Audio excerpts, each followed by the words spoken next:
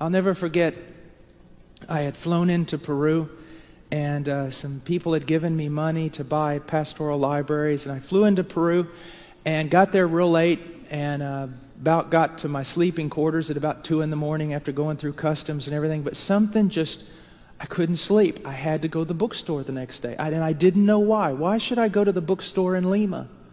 But I just knew, I just couldn't even, I've got to go to the bookstore tomorrow. Well, you've got several days, we could do that later. No, I've got to go now.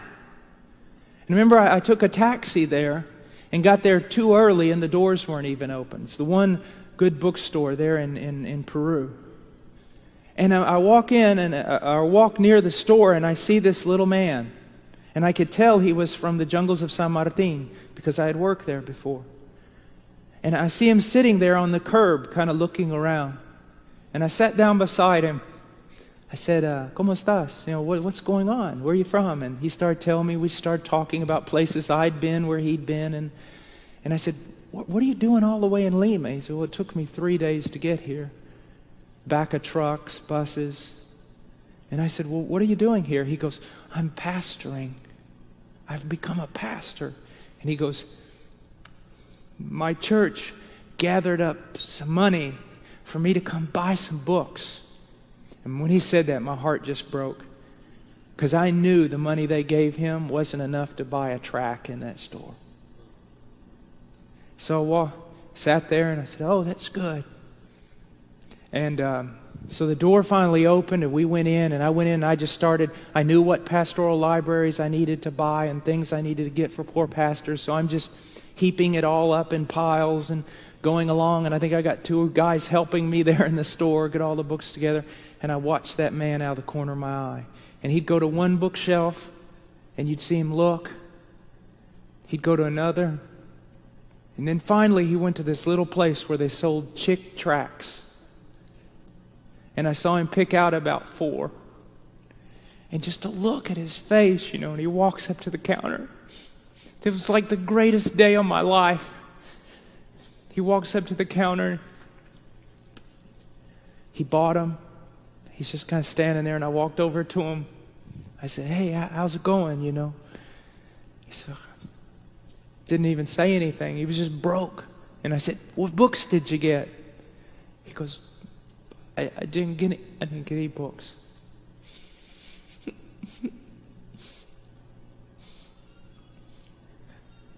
And I said, do you know where I'm from? He said, no. I said, I'm from the United States.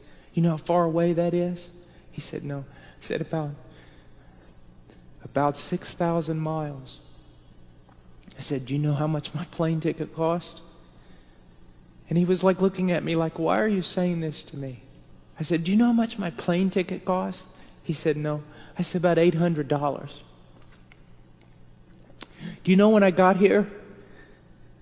He said, no. I said, 2 this morning. Do you know I couldn't sleep? And he said, no, I didn't know you couldn't sleep.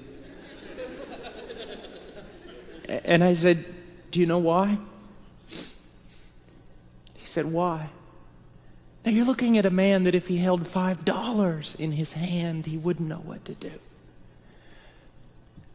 I said, a few months ago, God raised up a group of people in the United States. And they gave me money. And then I bought a plane ticket for $800. And I flew in a plane here, and I landed here last night, all the way from the United States. And I couldn't sleep all night. And so I got in a taxi this morning, and I made my way down here. Do you know why? He said, no. Because to buy you every book you're ever going to need. I said, do you realize the love of God?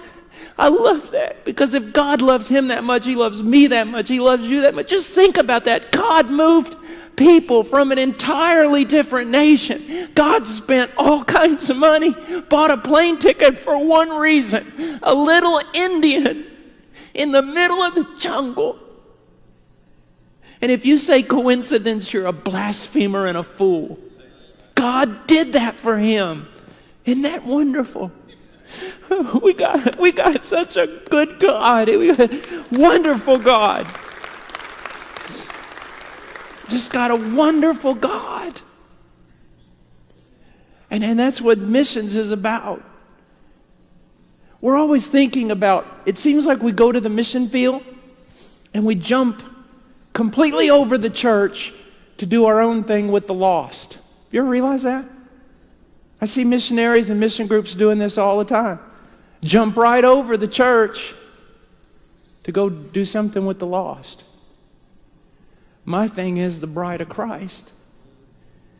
If we help the bride become beautiful and strong in those countries, she'll take care of the lost.